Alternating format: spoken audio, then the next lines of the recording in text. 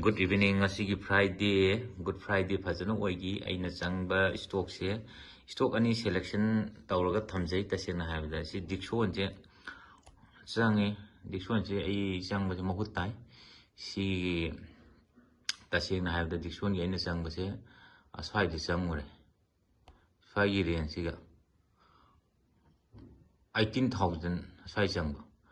ado si su sai de sum jo le mahut tai si profit am ta lo ngamdre mang su mang de no loss no profit ta le o ta dei matung de sigi stock se ina panar le re ta seng na di siga khoi na sigi de 27 se hore sigi green candle seng bi big player changa karam ado mai retrace la pang ai re retrace handara pa se andra ma sai jong na di hande adu bu to seng wai siga gi sang 60 se gi quantity di sa trade changi kaino da margi intraday da nina marginal leverage am phajana phangi 609 leiba stock se khoina intraday sanaba matamda sengmadi stock si price si 609 si p bane ba si 609 de changmane do mai marginal leverage da 100 something da phangi kaino da intraday sana ta di 5 times natra 10 times marginal leverage phangi adu ngak ti ngai re sai se amuk lupa kharamu haida kharamu to matam sai da matam ngak lo re jamna di lo di ma taseng hai da pung ama minit kun dai dina pung ama ga minit nifu yang khay dai phaula du khangau dang si ka lo au kare ri sim nga tang hai da re ri sim ai na au kar ka ne ri si au kar lai gram ni si hai da ga retrace la ba amu hai da matung si lo bani na sai da ai yon de taseng mu sai phau kar man du sai wai da yon ga re stock amam da ina ngasi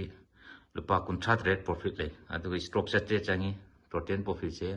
lising kuntaruk tumaina ngasi gi book tawi aduna ai gi yamna lucky wena good friday fajana ngasi gi dinam ngai jare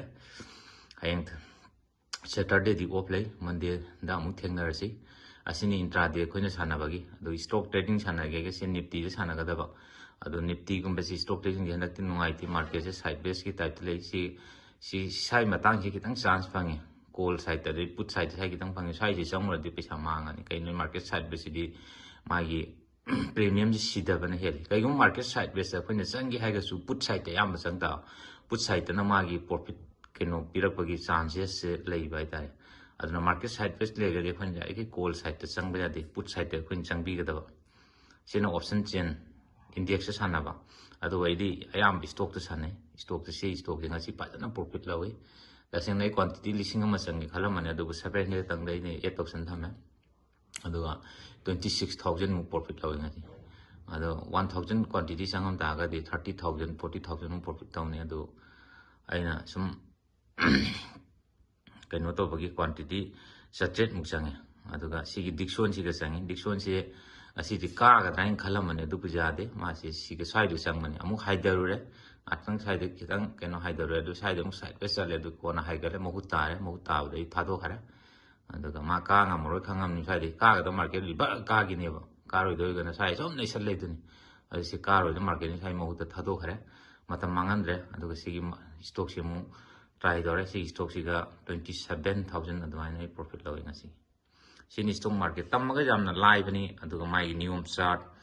koina foundation option trading intraday trading ana phajana koin tamaga na si stock sima isana matam dai 1.2 lakhs ka tana sana ban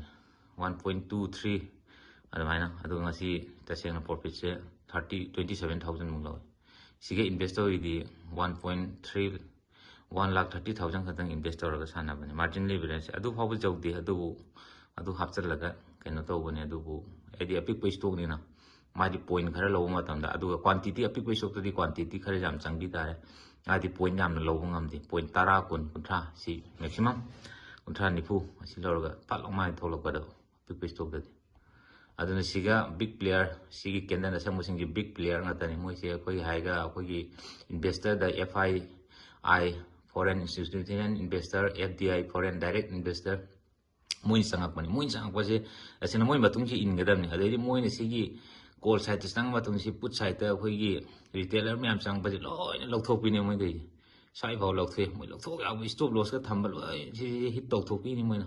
sai phau seng do sai de kare ai sai de chang de sai de khanjana le amu hai de gi ta o siga side base le je form le je candle formation phajan seme si candle formation de phajan sem matung si chang ꯁꯤ ꯀꯦꯟꯗꯜꯁꯦ ꯀꯩꯅꯣ ꯁꯤꯒꯤ ꯍꯥꯏꯗꯕꯗꯤ ꯃꯥ ꯋꯥꯔꯅꯦꯕ ꯑꯗꯨꯒ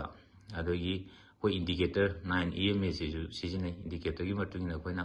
ꯈꯪꯖꯕꯤꯒꯤ ꯃꯇꯨꯡ ꯏꯟꯅ ꯁꯤꯒꯤ up ꯂꯥꯛꯑꯅꯦꯅ ꯁꯤ ꯀꯥꯔꯦ ꯑꯗꯨ ꯄꯣꯏꯟꯠ 6 ꯐꯥꯎꯕ ꯂꯧꯍꯧꯔꯦ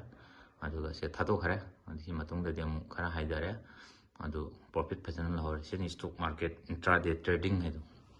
ꯏꯟꯇ꯭ꯔꯥꯗꯦ ꯇ꯭ꯔꯦꯗꯤꯡꯗꯗꯤ ꯑꯩꯈꯣꯏ ꯃꯥꯔꯖꯤꯟ ꯑꯦꯟड ꯂꯤꯚꯔꯦꯖ ꯐꯪꯉꯤ ꯂꯨꯄꯥ ꯆꯠꯁꯦꯡꯅ ꯍꯥꯏꯕꯗ ꯂꯨꯄꯥ 100 ꯄꯤꯕ ꯄꯣꯠꯁꯦ 30ꯅ ꯁꯥꯟꯅꯕ ꯌꯥꯏꯑꯕ ꯑꯗꯨꯒ ꯗꯥꯏꯔꯦꯛ ꯏꯟꯚꯦꯁꯃꯦꯟꯗꯗꯤ ꯌꯥꯗꯦ ꯑꯗꯨꯒ ꯐ꯭ꯌꯨꯆꯔꯗꯁꯨ ꯀꯥ ꯍꯦꯟꯅ ꯌꯥꯗꯦ ꯑꯗꯨꯒ ꯏꯟꯗꯦꯛꯁ ꯑꯣꯞꯁꯟꯗꯁꯨ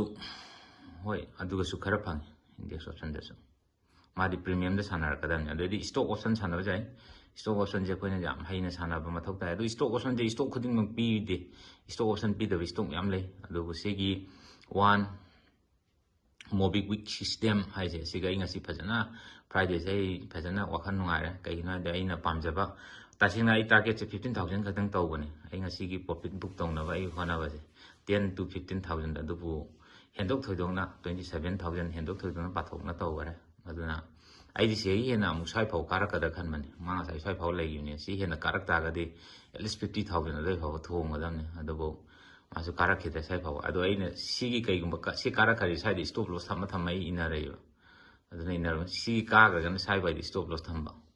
ꯑꯗꯣ ꯃꯥ ꯁꯤ ꯁ꯭ꯇꯣꯞ ꯂꯣꯁꯁꯦ ꯍꯤꯠꯁꯦ ꯄꯥꯟ ꯉꯝꯗꯦ ꯁꯤ ꯑꯃꯨꯛ ꯀꯥꯈꯠꯂꯦ ꯁꯤ ꯀꯥꯈꯠꯂꯦ ꯁꯤ ꯀꯥꯈꯠꯂꯦ ꯁ꯭ꯋꯥꯏ ꯀꯥꯈꯠꯄꯗꯗꯤ ꯑꯩꯁꯦ ꯁꯨꯝ ꯑꯩꯒꯤ ꯄ꯭ꯔꯣꯐꯤꯠ ꯃꯥꯔꯖꯤꯟꯗꯣ ꯇꯁꯦꯡꯅ ꯉꯁꯤꯒꯤ 15,000ꯗꯪ ꯇꯥꯟꯒꯦ ꯈꯟꯕꯅꯦ ꯑꯗꯣ ꯍꯦꯟꯗꯣꯛ ꯊꯣꯏꯗꯣꯛꯅ 26 ꯌꯧꯔꯛꯄꯗꯨꯒ ꯑꯩꯁꯦ ꯑꯦꯛꯖꯤꯠ ꯇꯧꯔꯦ ꯀꯩꯒꯤꯅꯣ ꯍꯥꯏꯕꯗ ꯑꯩꯅ ꯈꯟꯖꯔꯤꯕ ꯑꯟꯑꯦꯛꯁꯄꯦꯛꯇꯦꯠ ꯑꯦꯃꯥꯎꯟꯗꯨꯗꯒꯤ ꯏꯟꯚꯦꯁ ꯇꯧꯔꯤꯕꯗꯨꯒ